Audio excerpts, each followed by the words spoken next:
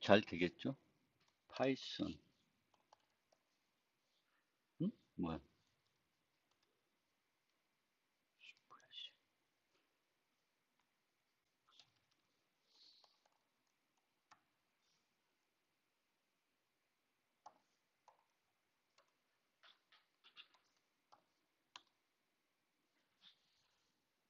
파이썬 버전을 실행하면 이런 식으로 실행이 되고요.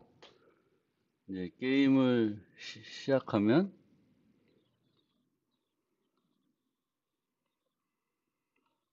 이런 식으로 동작을 하고 있을 거예요. 소리가 짜증나시면 소리는 없애시고요. 어이씨, 왜 못 죽여? 하여튼 이런 식으로 진행을 하는 게임입니다. 그리고 이제 어디 갔냐?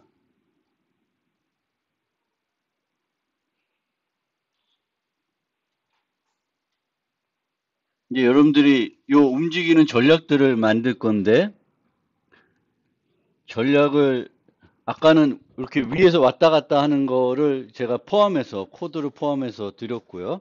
여러분들이 만들어야 되는 거는 랜덤 전략 하나랑 그 다음에 여러분들이 자유롭게 생각해서 전략 하나 더 만드는 그런 게 이제 과제가 되겠습니다. 뭐 어떤 아이디어를 하는지에 따라서 되게 단순할 수도 있고 어렵지 않을 수도 있는데 이 전략을 바꿔서 다시 왜 죽었어? 왜 안 돼?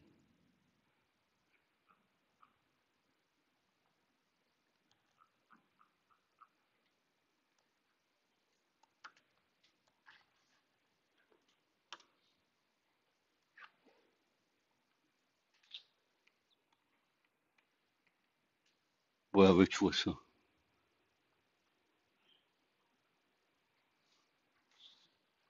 제가 소리를 들으면서 뭐 안 했나 본데. 하여튼. 이렇게 왔다 갔다 하는, 이제 소리 지금 문제 때문에 소리 부분을 제가 수정했는데, 이게 지금 버전이 두 개 있어서, 여러분들 드림 버전 또 제가 만들었던 버전이 있어서 좀 에러가 났는데, 괜히 파이썬 갖고 했다. 근데 하여튼, 랜덤 버전은 현재 위치에서 랜덤 위치 지정해서 글로 가서 또 다른 위치 가고 또 다른 위치 가는 그런 전략이 되겠습니다. 네. 자바로 보여드리면 자바는 조금 더 이상할 수도 있는데 죽어버렸네. 왜 죽어? 또 죽었어. 하여튼 보여드리기 힘드네. 그래서 어쨌든 이런 식으로 그 만드는 게임이고요. 되게 오래전 게임입니다. 그래서 제가 아주 오래전에 이렇게 하던 게임들이라 그런 것들 중에 이제 간단하게 한번 여러분들이 이 전략 패턴을 한번 적용해 볼 수 있고 또 GUI 응용 같은 것들을 실질적으로 한번 만들어 보면서 제가 드린 코드에 대한 좀 리뷰도 해보면서 이런 식으로 이런 응용들을 만들 수 있구나 이런 것들도 같이 파악해 보시면 좋을 것 같습니다.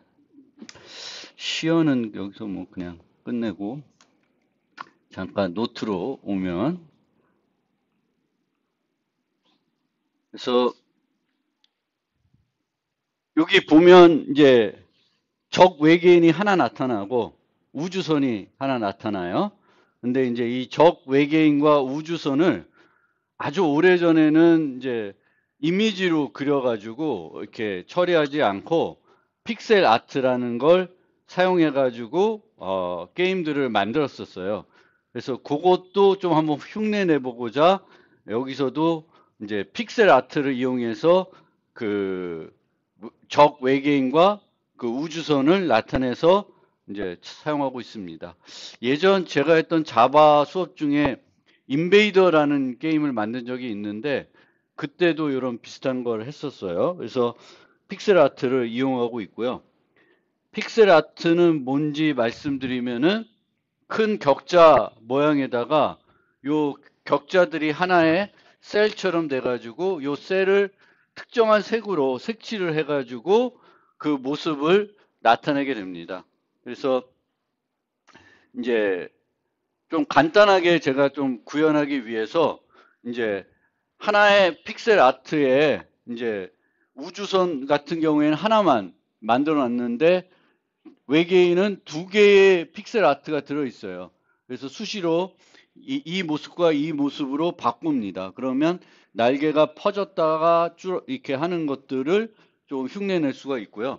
그 다음에 이제 다른 걸 이용해서 처리할 수도 있는데 그 사용되던 노드 자체를 이용해 가지고 폭발 효과도 내기 위해서 픽셀 아트를 총 4개를 만들어서 쓰고 있습니다. 우주선은 3개. 근데 우주선이 3개니까 기분 나쁘시면 하나 더 넣으셔서 바꾸셔도 돼요. 아니면 이미지를 좀 바꾸고 싶으면 시간 많으시면 적 외계인이나 우주선들도 원하는 그림으로 바꾸셔도 됩니다. 그래서 이렇게 만들고 있고요. 이게 이제 픽셀 아트라는 개념이고요.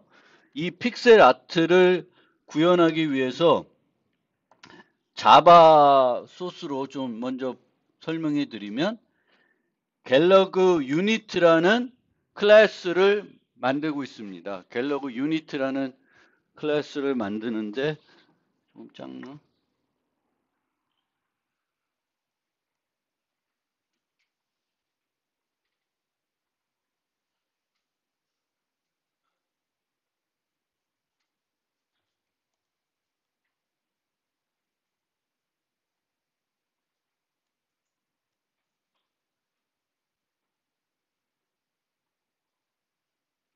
색이 이상해. 어쨌든 여기 요 갤러그 유닛이라는 클래스를 만들었는데요. 얘는 이제 그 정사각형 픽셀들을 모아가지고 요 유니트를 나타내야 되겠죠. 그 유니트를 나타내야 되기 때문에 이, 이 GUI에서의 그 사각형 하나가 하나의 노드가 됩니다. 근데 그 노드를 하나만 쓰는 게 아니라 여러 개를 모아서 하나의 유니트를 나타내기 때문에 이제 자바 FX에서는 이제 여러 노드들을 모아가지고 하나로 처리하려면 그룹이라는 걸로 묶어줄 수가 있습니다. 그래서 갤러그 유닛 클래스는 그룹을 상속받아서 만들고 있습니다. 여러 개의 이제 요 직사각형들을 모아서 처리하려고 하는 거고요. 그 다음에 이제 그 픽셀 아트가 어떤 모습을 할지를 유지를 해야 되겠죠. 픽셀 아트를 내가 그리는 그 픽셀 아트가 어떤 모습을 할지를 사용하기 위해서 2개의 맵을 쓰고 있습니다. 본 맵, 보조 맵. 그래서 적 외계인 같은 경우에는 요 2개가 토글링 돼가지고 바뀌게 있고 폭파에서는 요 2개를 순차적으로 바꿔줘 가지고 좀 폭파 모습이 좀 더 나타나게끔 하고 있습니다. 그 다음에 이제 XY 좌표 이 노드의 위치 이제 그 적 또는 우주선의 위치인데 항상 GUI 할 때 이 XY 위치는 이제 큰 사각형에서 전체 그 노드들을 합쳤을 때의 어떤 모습이 되겠죠. 그 영역에서의 왼쪽 위 좌표가 됩니다. 그 왼쪽 위 좌표 정보를 XY로 갖고 있고요. 그 다음에 여기 갖고 있는 거는 이제 나중에 그 이 물질 탐지, 그 폭파됐는지, 미사일에 맞았는지 안 맞았는지를 판단하기 위해서 이제 그건 뒤에 가서 설명드리겠지만 이제 현재 발사되고 이제 진행 중인 미사일들을 유지하는 그런 셋을 두고 있고요. 또 이제 그 함수형 프로그래밍을 종종 여기 GUI할 때 쓰는데 폭파했을 때 수행해야 되는 코드를 함수로 받아서 등록해 놓고 그게 이제 폭파가 일어나면 요거를 실행하게끔 하고 있습니다. 그래서 실제 보면은 여기에 요 갤러그 유니트에 실제 이미지 맵과 옥스 맵에 데이터가 있지 않아요. 그 데이터는 어디에 있냐면은 이제 요 갤러그 유니트를 상속받아서 적 외계인도 만들고 사용자 우주선도 만드는데 에일리언 쪽을 가보면은 여기에 에일리언에 이렇게 비트맵들을 만들어 놨습니다. 그래서 이게 지금 색깔이 이상하게 나오네. 왜 이러지?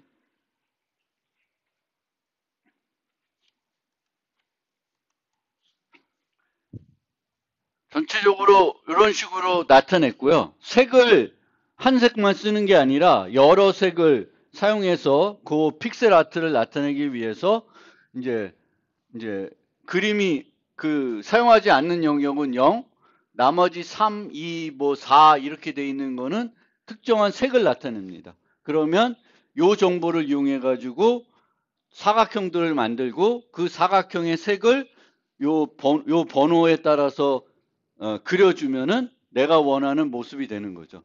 그래서 아까 같은 거기에다 만들면 되겠고 인터넷 가서 검색해 보면은 갤러그 그 픽셀 아트들을 검색해 보면은 제가 만들었던 외계인 말고 다른 종류의 외계인들도 여러 개가 있어요. 그럼 만들어 가지고 쓰실 수 있고 어쨌든 부모의 제가 진짜 이 원래는 등장하는 모든 유니트들을 어쨌든 픽셀 아트로 나타낼 것이니까 걔를 이제 공통적인 기능들은 갤러그 유니트라는 거에 다 구현해 놓고 그걸 상속받아서 개별적으로 여러 종류의 적 외계인도 만들 수 있고 그 사용자도 만들 수 있게끔 하고 있습니다. 그래서 여기서 데이터를 이렇게 갖고 있고 그 데이터를 이제 생성자에서 부모에게 세팅을 해가지고 이제 초기 모습이 나타나게 되겠고 폭파가 되면 그 폭파 그 이미지들을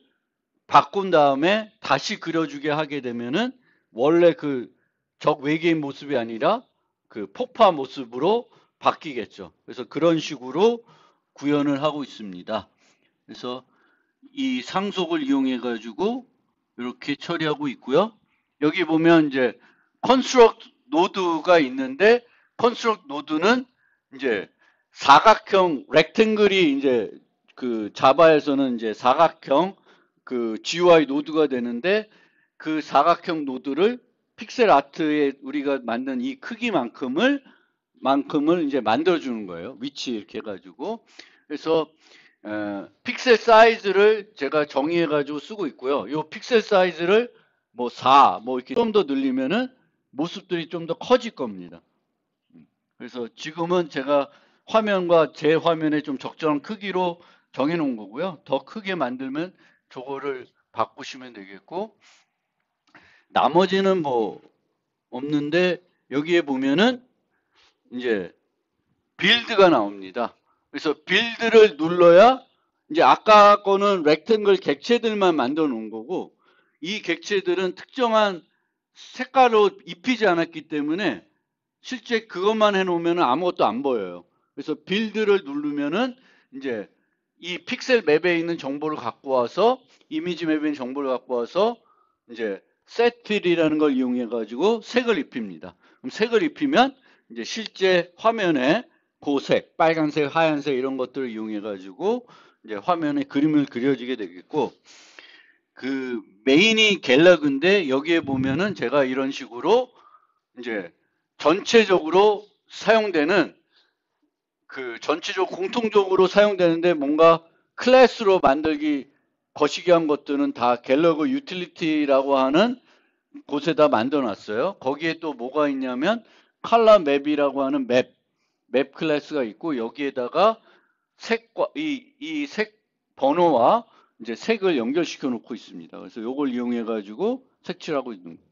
그래서 이런 식으로 이제 컬러 맵을 이용해 가지고 처리하고 있고요.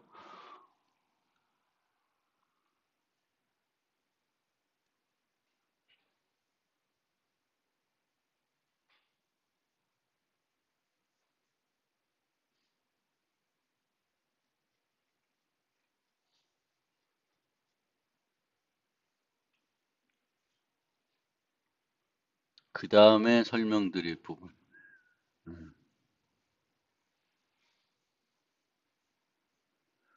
자, 근데 이게 둘 다 사용자 우주선과 그 적 외계인, 이 외계인은 이제 움직임을 하는데 그 움직임을 이 사용자는 좌우로만 움직일 수가 있고요. 이 우주선들은, 적 외계인들은 다양하게 여러분들이 이제 만들어서 움직일 수가 있습니다. 그래서 움직이는 로직은 둘이가 완전히 차이가 있죠. 그리고 이 사용자의 움직임은 키보드로 이제 처리를 해야 되는 겁니다. 그래서 왼쪽으로 움직이는 거, 오른쪽으로 움직이는 거, 이렇게 두 가지 형태로 움직이게 되는데 이 움직임도 원래는 이제 기본적으로 하면은 내가 왼쪽 화살표를 눌렀다 또는 오른쪽 화살표를 누르게 되면은 요 이미지를 요 조금 이동시켜서 그려주면 되겠죠. 그럼 이제 이동하는 형태가 되는데 그렇게 그리면은 자연스럽지가 못합니다. 그리고 키보드를 얼마나 많이 계속 누를지 뭐 그것도 처리해야 되고 복잡해요. 그래서 좀 더 자연스러운 움직임을 위해서 제가 사용하는 거는 그 애니메이션 기능을 사용합니다. 그래서 애니메이션 기능을 사용해서 어떻게 하냐면 누르게 되면은 얘는 무조건 현재 위치에서 한쪽 끝까지 애니메이션을 실행시켜요. 그리고 또다시 키가 똑같은 방향으로 눌러지더라도 그건 무시합니다. 근데 반대쪽 방향 키가 누르면 반대쪽 방향으로 이동을 하게 되겠고 반대쪽 방향이 아니라 위아래나 이제 그 발사 버튼을 누르게 되면은 얘가 멈추게 돼요. 그래서 그렇게 처리하고 있습니다. 그래서 애니메이션을 이용해서 왼쪽으로 이동, 오른쪽 이동을 처리하고 있고 에일리언은 이제 뭔가 키보드 입력받고 움직이는 게 아니라 우리가 구현을 해가지고 걔가 우리가 구현한 대로 움직이게 해야 되는데 그 파트를 이제 전략 패턴을 이용해서 구현을 하고 있고요. 그 전략 패턴에서는 이 적 외계인 자체를 움직여야 되니까 얘를 움직여야 되니까 이제 그 갤러그 유닛 자체를 그 전략 패턴의 메소드의 인자로 받습니다. 상태를 우리가 받아야 되는데 그때 수업 시간에 설명드린 것처럼 이제 보통 전략 패턴의 전략들은 객체의 상태가 필요하니까 그 상태가 필요한 데이터만 넘길 수가 있고 객체 자체를 넘길 수가 있는데 요 예제에서는 객체 자체를 넘기는 형태로 처리하고 있습니다. 그 다음에 유저 10을 가서 잠깐만 또 추가적으로 설명드리면은 이제 이런 식으로 이제 자바에서 애니메이션을 실행할 때 어떤 식으로 하냐면 이제 그 트랜sit 트랜지션이라고 하는 이제 트랜슬레이트 트랜지션이라고 하는 것이 있는데 여기서는 이제 직접 제가 그거를 상속받아서 구현하고 있어요. 그 상속받은 이유 좀 이따 또 설명드리고 기본적으로 이제 내가 어떤 애니메이션을 하고 싶을 때 속도가 있고요. 속도, 목표 지점 등을 주는 거예요. 그러면 그 속도를 이용해 가지고 현재 위치에서 목표 지점까지 자연스럽게 움직여 줍니다. 자연스럽게 움직여 주고요. 그래서 플레이를 누르게 되면은 여기서 여기까지 가는데 요 움직임이 스레드를 통해서 움직여요. 그러니까 보통 우리가 프로그래밍 할 때는 요 줄 실행되고 나서 이제 그 다음 줄이 바로 실행이 되죠. 얘가 끝나야 실행이 되는 거죠. 근데 플레이를 누르고 나서 왜 플레이가 두 번이냐? 이 코드 뭐 이래? 잘못됐다. 플레이가 한 번만 있어야 되는데. 예. 플레이를 누르고 나서 얘가 이제 이게 끝날 때까지 다른 게 멈춰 있는 게 아니라 계속 돌아가는 거예요. 그러니까 그 스레드 기반으로 프로그래밍을 하고 있기 때문에 실제 여러분들이 처음 이렇게 애니메이션을 이용해서 스레드 기반으로 프로그래밍 하게 되면은 내가 기대했던 거하고는 되게 어색한 현상들이 일어나게 됩니다. 그래서 적응이 잘 안 될 수가 있어요. 그래서 이 애니메이션들은 다 스레드 기반으로 동작을 하게 됩니다. 그래서 이 스레드 기반으로 하기 때문에 그 점을 잘 기억해 두시고요. 그 다음에 이제 얘가 언제 끝날지는 예측이 안 되니까 여기에다가 set on finish라고 해서 함수를 등록해 놓습니다. 그러면 이 함수는 언제 실행이 돼요? 애니메이션이 종료가 되면 실행이 돼요. 그래서 여기 보면은 뭐라고 있냐면 is moving left를 처음에 true로 바꿔줘요. 요거를 실행하기 전에 true로 바꿔놓으면은 이 메소드가 키보드에 의해서 다시 눌러줘도 이 애니메이션이 실행이 돼요, 안 돼요? 안 되겠죠. 그거를 막아주는 거예요. 그래서 스레드가 여러 번 불필요하게 실행되는 걸 막아주기 위해서 뭐 다른 방법도 있겠지만 제일 간단한 게 이렇게 불리한 변수를 이용해 가지고 세팅을 해주고 끝났을 때 false로 해주면 다음에 또 화살표가 눌러졌을 때 멈춰져 있는 상태면은 왼쪽으로 갈 수 있도록 프로그램이 하고 있습니다. 그래서 애니메이션들 그거는 뭐 자바뿐만 아니라 다 똑같은 방식이니까 보면은 불리한 변수들을 쓰고 있는데 이 불리한 변수들은 뭘 하기 위한 거다? 이 애니메이션들이 추가적으로 현재 실행 중인데 또다시 실행되는 것을 막기 위한 방법이 되겠습니다. 그래서 이 애니메이션들이 이제 이런 식으로 동작하는 거고요. 만약 여러분들 실행해 봤는데 뭔가 조금 속도가 너무 빨라 아니면 너무 느려 그러면 저기 있는 3 곱하기로 해놨잖아요. 저거를 좀 조절해 주시면 되겠습니다. 그래서 그 속도가 내가 느끼기에 너무 빠르다, 좀 느리게 하고 싶다, 아니면 더 빨리게 하고 싶다 이렇게 이거를 바꾸는 거고요. 저게 높아지면은 느려지겠죠, 그렇죠? 밀리세컨드가 이제 증가하는 거니까 여기서 여기까지 걸리는 시간이 더 오래 걸리는 거니까 느리게 갈 거예요. 근데 3을 2로 바꾸면 더 빨리 가겠죠. 그래서 그 속도는 제가 나름대로 해보고 이제 곱하기를 해서 하는 거고요. 늘 이제 우리가 이 속도를 계산할 때는 거리에 비례해서 처리를 해줘야 됩니다. 거리에 비례해서. 왜냐하면 여기서 여기 가는데도 1초, 여기서 여기 가는데도 1초이면은 되게 어색해져요. 그래서 항상 이 사용자 우주선도 그렇고 적 외계인도 일정한 속도로 움직이는 걸 처리하기 위해서는 얘가 여기서 어디로 가는지에 따라서 그 거리에 비례해서 정해놓고 그거를 조절해야 됩니다. 그래서 전체 이만큼 갈 때 내가 1초로 하겠다. 그럼 요만큼에는 반 가면은 0.5초에 여기까지 가게끔 만들어야 늘 일정한 속도로 얘가 움직이게 됩니다. 그래서 항상 이제 저 스피드를 조절해 주셔야 되는 거고요. 네. 그리고 그거고 그 다음에 또 뭘 설명해야 되지?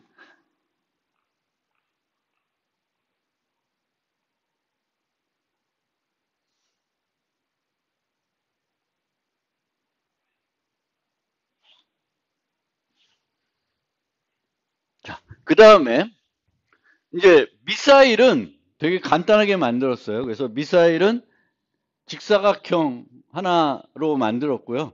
얘가 이제 상하로만 움직이게 돼 있어요. 상하로만 움직이게 되겠고 이 상하로 움직이는 것도 애니메이션을 통해서 동작을 합니다. 그래서 여러 스레드들이 지금 동시다발적으로 일어나게 됩니다. 그래서 그것들을 우리가 관리하는 게 대단히 이런 게임들을 만들 때 이제 처음 해보는 사람들이 어려워할 수 있는 부분입니다. 그래서 그 미사일이 그렇게 움직이고요.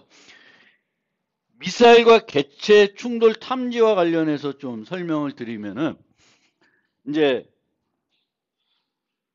미사일이 발사가 되고 이 미사일은 적 외계인으로 치면 사용자 우주선과 만났나 안 만나를 보면 되죠. 그러면 이제 미사일에서 검사를 할 수도 있고 사용자에서 검사를 할 수도 있습니다. 근데 저는 어떻게 했냐면 처음에는 여기다 구현을 했어요. 미사일에다가. 왜냐하면 미사일에다 구현하는 게 편리할 것 같아서 미사일에다 구현했는데 미사일에다 구현하다 보니까 얘가 탐지를 했는데 얘를 멈췄는데 얘는 이미 절로 가 있는 거예요.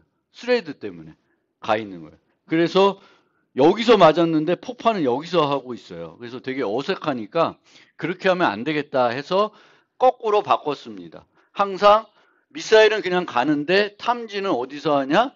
적 외계인과 우주선에서 해요.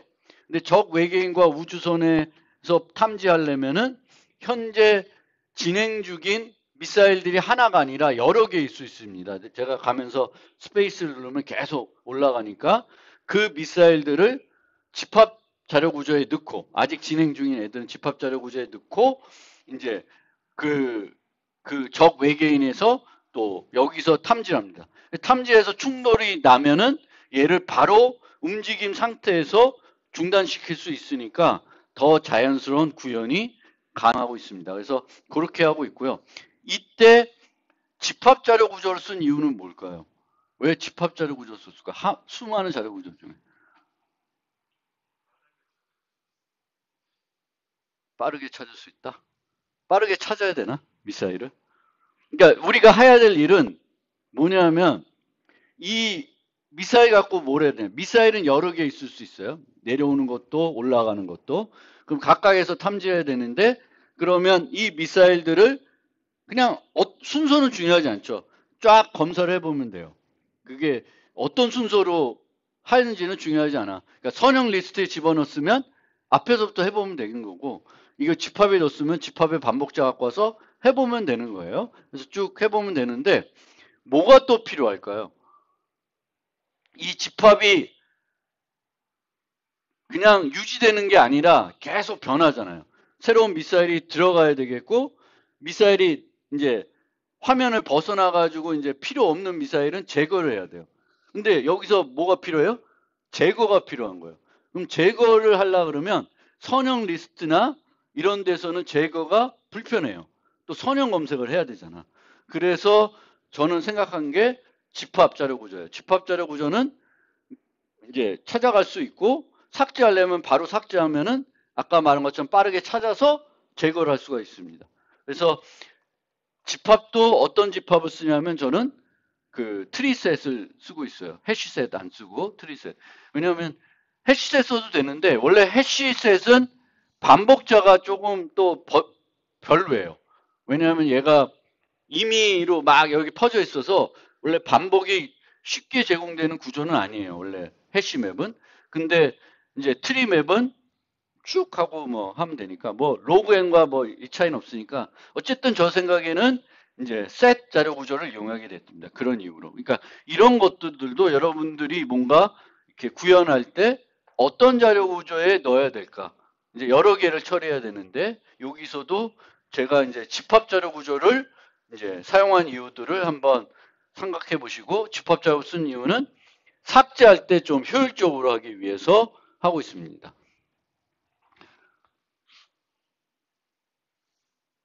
집합 자료 구조를 이용했고요. 그러면 얘가 막 움직이는 과정에서 이제 미사일과 충돌 여부를 검사해야 되니까 이제 일반적인 그 라이벌 제공하는 애니메이션을 이용해서는 그게 탐지가 안 돼요. 그래서 어떻게 해야 되냐면은 이제 자바 같은 데서는 이 제공하는 거를 내가 직접 상속해가지고 요 부분을 내가 직접 여기다가 요 개체 충돌 탐지 부분을 추가해 줘야 돼요. 원래는 그냥 미사일 같은 경우에는 빵 시작하면 플레이 해가지고 끝까지 가면 되는 거예요. 내가 뭘 만질 건 없는 거예요. 근데 얘가 움직이면서 뭔가 계속 검사를 해야 된다. 그러면은 트랜지션을 내가 상속해가지고 요 인터폴레이트의 요 부분, 그러니까 진행해 가면서 검사해야 되는 부분이 필요하면은 이런 식으로 만들어줘야 됩니다. 그래서 이렇게 만들어서 이제 갱신을 해주고 유저의 좌표를 그 다음에 요걸 여기서 검사를 해줍니다. 검사는 두 물체의 그 영역, 직사각형 영역을 갖고 와서 이제 비교만 하면 돼요. 그러니까 그 자체는 어렵지 않는데 아까도 말했듯이 미사일에서 탐지할 건가 사용자에서 탐지할 건가 이거에 대한 고민이 필요하고 이쪽은 여러 개니까 이 여러 개를 얘한테 어떻게 전달할 거고 어떤 자료 구조를 이용해서 전달할 건지를 생각을 해둬야 돼요. 그 다음에 또 하나 여러분들이 이 GUI에서 이런 걸 만들 때, 꼭 알고 계셔야 되는 사항이 뭐냐면은, 자바 FX 같은 경우에는 좌표계가 되게 복잡해요. 좌표계가. 그래서 어떤 좌표가 있냐면, 이게 화면이에요. 화면이고 여기에 어떤 사각형이 있어요. 그러면은 이 좌표계가 어떤 좌표계가 있냐면, 이거를 얘의 패런트라 그래요. 얘가 요 화면에 들어갔으니까 C이든 뭐든 페인이든 어디에 들어가 있으면 요 패런트 좌표계가 있고 모든 노드는 또 자체 좌표계를 갖고 있어요. 근데 이 두 개를 동시에 사용하면은 너무 어려워요. 어렵기 때문에 보통은 패런트 좌표계는 0.0으로 놓고 얘를 그냥 얘 좌표계만 바꾸는 거예요.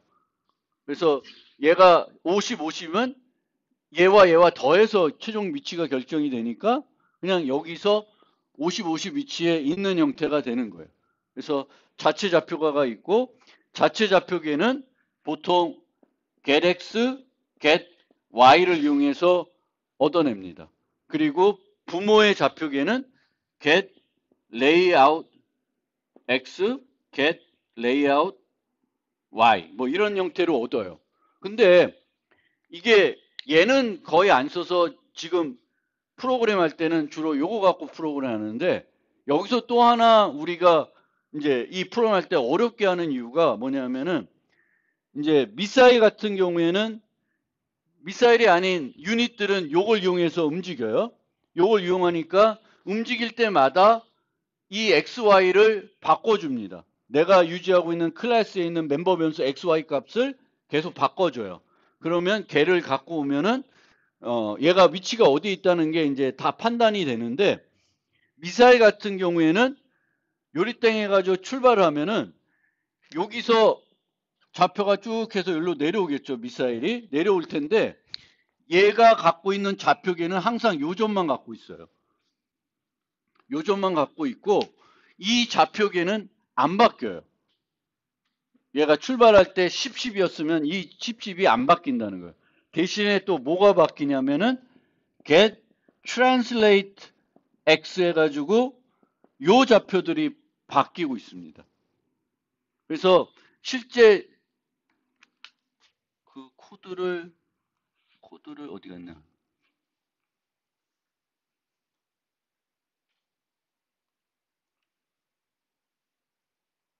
여기 보면은 여기서 힛 테스트 해가지고 충돌 여부를 탐지하고 있는데 유니트의 백은 그냥 get bounce in local 해가지고 그냥 얻어와요. 그러면 이제 현재 요 자체 좌표계 요 그냥 좌표계의 정보가 와요. 왜냐면 우리가 계속 바꾸고 있으니까 움직이면서. 근데 미사일에는 미사일의 걸 갖고 와봤자 얘가 갖고 있는 그 값은 그 원래 출발값만 갖고 있어요. 그래서 거기다가 뭘 더해줘야 되냐면 translate x와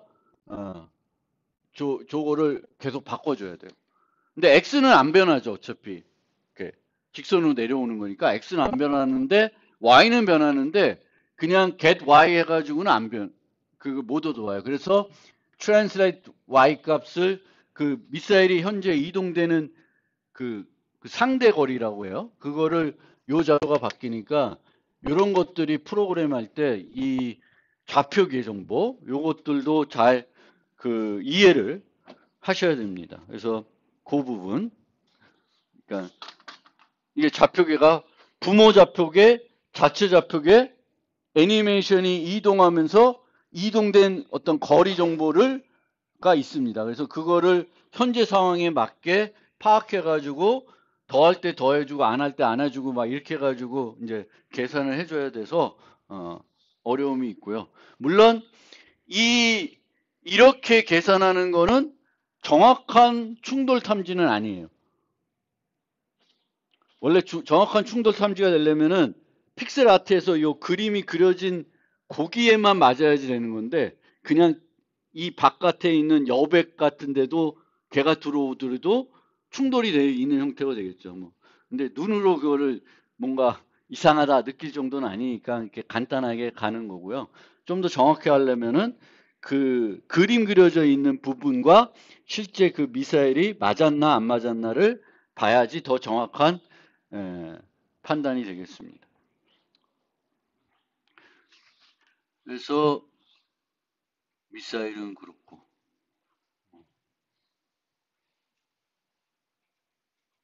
그 다음에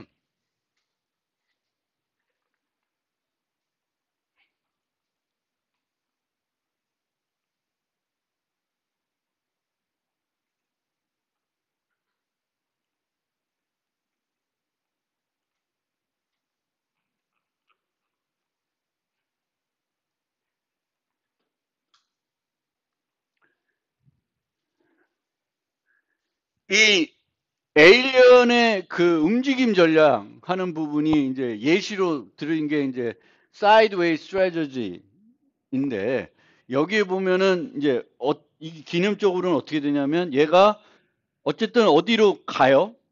그 다음에 여기서 멈는 게 아니라 또 어디로 가고 이걸 반복적으로 뭔가 루틴을 만들어서 여러분들이 구현해야 되겠죠. 뭐 여러 가지 아이디어들이 있을 수 있고 뭐 할 수 있는데 어쨌든 얘가 계속 어떤 동작을 반복적으로 하게 됩니다. 이 사이드웨이는 현재 위치에서 이쪽 끝으로 가고 다음에는 저쪽 끝으로 가고 이걸 해요. 그러면 여기 끝난 다음에 일로 가게끔 코딩을 돼야 되잖아요. 그러면 가장 쉬운 방법은 set on finished에서 다시 또 부르는 거예요. 근데 이렇게 되면은 이 스레드가 완전히 종료가 안 된 상태에서 다음 스레드가 또 시작을 해요. 그럼 되게 또 이상하게 돼요. 그래서 그렇게 구현하는 건 코딩하는 것도 머리 아프고 좀 그래요. 그래서 어떻게 하고 있냐면 한쪽 방향으로 보내고 뭘 쓰고 있냐면은 저는 타임라인을 쓰고 있습니다. 타이머를 써서 어쨌든 여러분들이 전략을 만들면 한번 어디로 가요? 그 어디로 갈지는 여러분 정하면 되겠고 어떤 방법을 정할지 그럼 다른 데로 가고 싶다. 그러면은 타이머를 둬서 얘가 여기서 끝났을 때 이제 끝나고 나서 조금 시차는 있겠지만 다음 동작으로 가게끔 시작시키는 건 얘가 끝나자마자 바로 연결시켜서 가는 게 아니라 타이머에 의해서 다음 애니메이션이 시작하도록 만들고 있습니다. 그래서 이제 이렇게 하고 있고요. 여기서는 do first movement하고 일반적인 move를 구분해 놓은 이유는 얘가 처음에 애니메이션이 등장하는 위치가 랜덤하게 만들어 놨어요, 제가. 그러면 처음에는 여기서 여기까지고 그 다음부터는 항상 이쪽 끝에서 이쪽 끝, 이쪽 끝에서 이쪽 끝이에요. 그래서 처음만 조금 다르게 움직여야 돼서 제가 코딩을 잘 못하는지 몰라도 이렇게 나누고 있어요. 처음에는 현재 랜덤 위치에서 왼쪽으로 할거 만들고 그 다음에는 왼쪽에서 이쪽 끝, 그 다음에 이쪽에서 이쪽 끝. 근데 이쪽 끝에 가서 얘가 다음에 일로 가는 건 여기에서 세던 피시에서 오른쪽으로 가라 이렇게 코드하는 게 아니라 여기서 이제 얘가 계속 요 0.5초마다 무브를 호출합니다. 그럼 얘가 이쪽에 가 있으면 이쪽으로 가고 이쪽에 있으면 이쪽으로 가게 됩니다. 그래서 요거를 늘리면은 얘가 가서 멈춰 있는 시간이 길어지게 될 거죠. 그리고 얘가 너무 짧아지면은 중간에 또 시작되니까 그렇게 하면 안 되고 너무 짧게 만들지 말고 여기서 보면은 한번 어떤 움직임을 했을 때 최대 걸릴 수 있는 시간이 있죠. 그거보다는 이 타이머를 조금 더 길게 가져가다 주면 이제 얘가 잠깐 멈춰 있다가 여러분들이 원하는 다음 목표로 이동을 할 수가 있습니다. 물론 여러분들이 어떤 전략을 쓰냐에 따라서는 이걸 이용하지 않고 뭐 패스 트랜지션 이런 것들을 이용할 수 있는데 그렇게 되면 오히려 머리가 아플 거예요. 그래서 결과적으로는 이 랜덤 전략을 비슷하게 만드시면 되겠고 랜덤 전략은 do first movement라는 개념이 필요 없어요.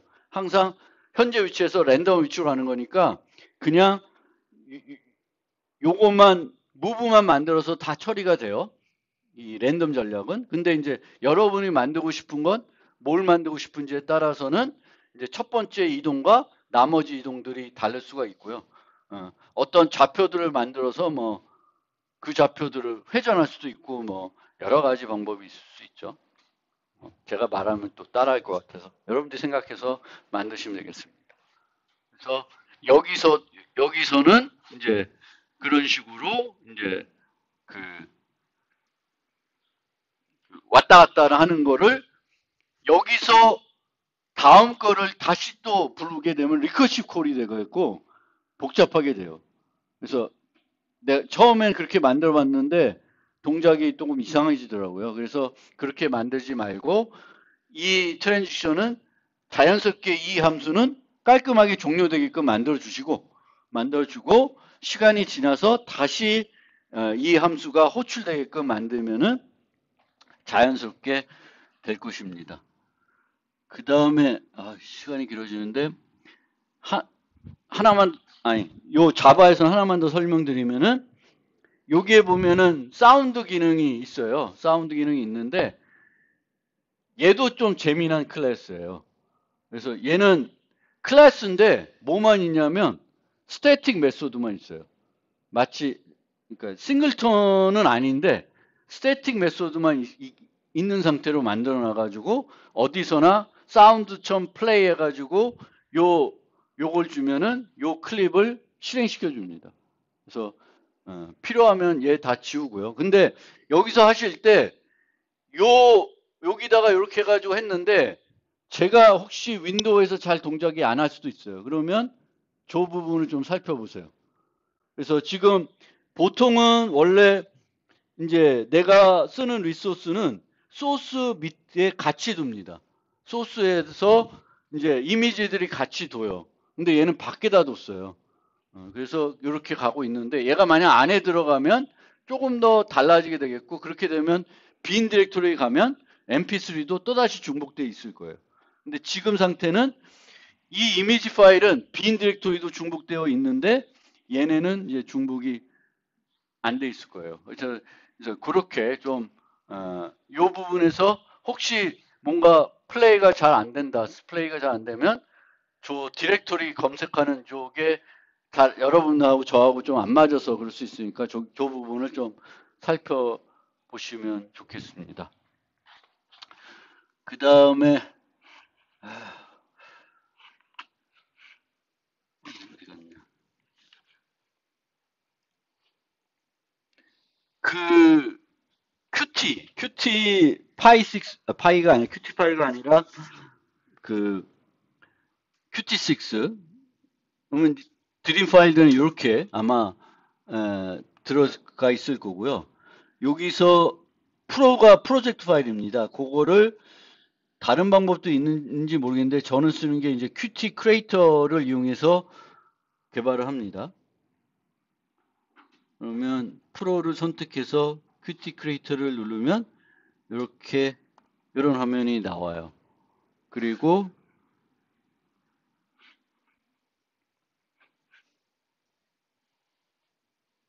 얘를 실행하면 이렇게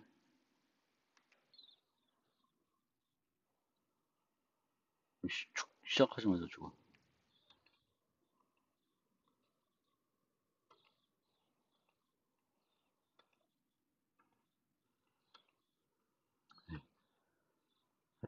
하여튼 이런 식으로 이제 되는 거고요. 여기서 보면은 이제 얘네들은 이렇게 헤더와 소스로 나눠져서 이제 CPP 프로그래밍을 하시면 되겠고 전체적인 골격은 자바, CPP, 파이썬 똑같아요.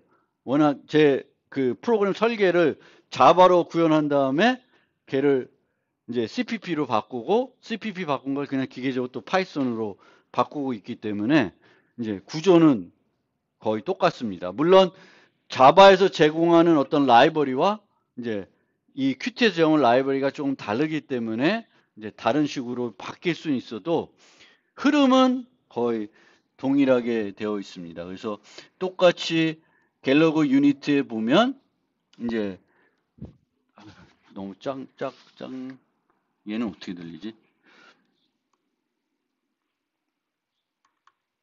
이렇게 하면 안 되나?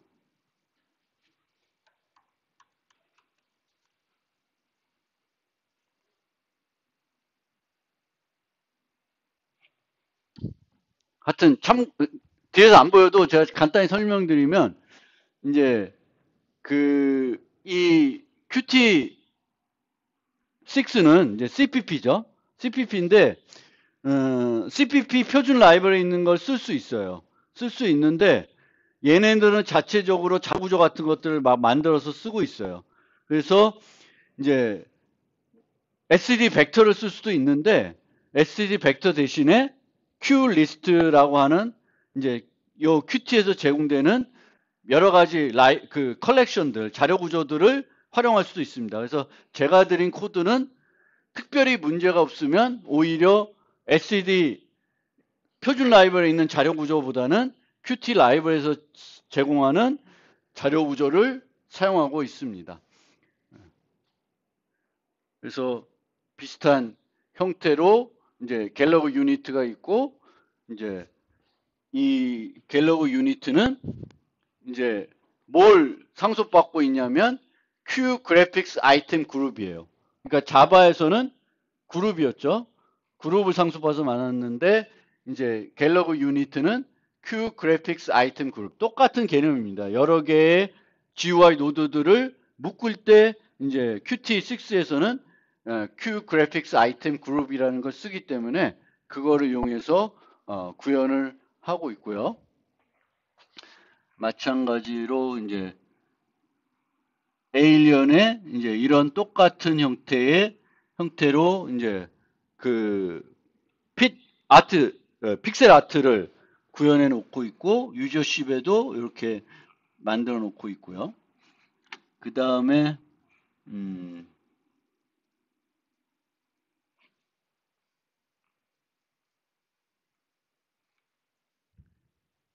요 유닛 트랜지션이 이제 그 애들 움직일 때 이제 쓰는 건데 얘는 걔를 상속받지 않고요. Q 프로퍼티 애니메이션이라는 게 여기서 제공하는 애니메이션을 만들 때 사용하는 그 기능입니다. 근데 걔 자체가 그 인터폴레이트가 그냥 우리가 직접적으로 쓰게끔 돼 있어요. 쓸 수 있게끔 돼 있어서 여기서 Q 프로퍼티 애니메이션을 하나 만들고 실행시키고 어디서 그 인터폴레이트와 똑같은 게 나타나냐면 요 setPose라는 메소드에서 나타납니다. 그 자바에서는 얘가 불러지면서 계속적으로 비율 정보를 줘요. 비율 정보를 주는데 얘는 비율 정보를 주지 않고 뭘 줘요? 좌표 정보를 계속 줍니다. 그러니까 요 좌표 계속 주면 요 위치에다가 세로 그리면 얘 물체가 계속 이동하는 거예요. 그래서 이 셋포즈가 되게 자주 자연스럽게 움직이게끔 그 주기로 불러지는 거예요. 자동으로. 내가 조절하는 게 아니라. 그럼 여기서 이 애들을 움직이고 디텍 컬리션 눌러서 처리를 하고 있습니다. 그래서 이 부분이 이제 똑같은 비슷한 형태로 처리가 되고 있는 부분들이고요. 그 다음에 뭘 또 설명을 드리면 좋을까? 여기서의 사운드 박스는 뒤에서 안 보일 것 같은데 싱글톤으로 구현을 했어요. 사운드 박스는. 싱글톤은 뭐냐면은 요 클래스의 객체를 하나만 만드는 거예요. 그래서 C++에서는 어떻게 하나를 만드냐면은 여기서 요 메소드에서 이 클래스의 생성자는 밖에서 생성 못하게 해야 되니까 프라이빗으로 만들어 놓고 여기서 스태틱 지역 변수로 생성한 다음에 걔를 반환해 줘가지고 쓰게끔 하고 있습니다. 그러면 전역 변수처럼 어디서나 이제 사운드 박스 갖고 프로그래밍을 할 수 있습니다.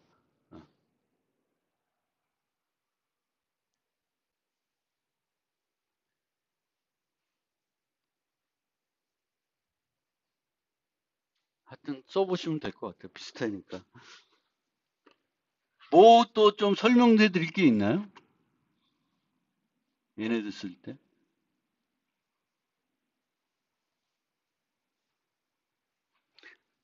이 Qt6 같은 경우에는 이제 C++인데 항상 GUI 노드를 만들 때는 동적 생성해서 만듭니다. 동적 생성해서 만들어요. 근데 동적 생성을 하지만 딜리트는 또 안 해. 이게 어떻게 되냐면은 우리가 노드를 만들면은 이 노드를 부모에 넣을 거잖아요. 넣을 때 어떻게 넣어요? 동적 생성해서 넣어요. 그러면은 얘가 제거가 되면 자기가 유지한 애들을 자동 딜리트 해주는 거예요. 그러니까 그런 방식으로 우리는 new 해서 주면 그거를 품고 있는 애가 자기가 품었으면은 자기가 소멸될 때 얘를 소멸해 주는 거예요. 그래서 그런 식으로 항상 이제 이 여기서는 이제 그 동적 생성에서 주로 포인터를 이용해서 대부분 이제 코딩을 하고 있습니다. 그래서 그 부분들을 좀 보시면 되겠습니다.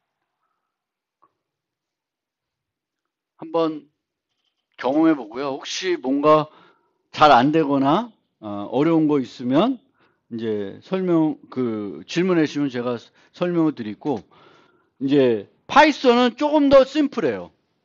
심플해요. 왜냐하면 이제 뭔가 new 하는 형태가 아니라 그냥 일반적으로 파이썬에서도 자바 비슷하게 다 동적 생성되는 형태이기 때문에 그냥 따라서 만드시면 돼요. 그래서 특별히 뭐 파이썬 코드도 뭐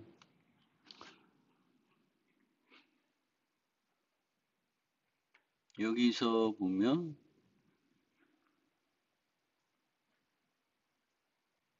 여기서도 이렇게 요 메소드 set 포지션이라는 메소드에서 이제 얘가 계속 불러지는 메소드고 여기서 detect collision을 이용해서 이제 detect collision이 일어나나 안 일어나나를 살펴보게 되겠습니다.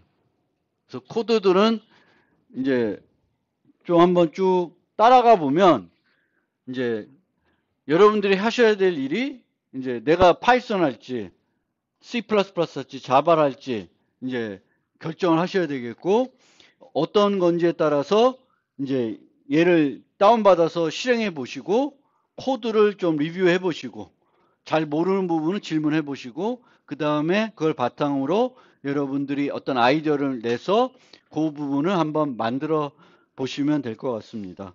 그래서 제가 처음 뭔가 이렇게 GUI 갖고 하는 거라서 좀 코드에 대한 설명이 길어졌고요. 다음부터는 코드에 대한 설명을 그렇게 길게 하지는 않을 예정입니다.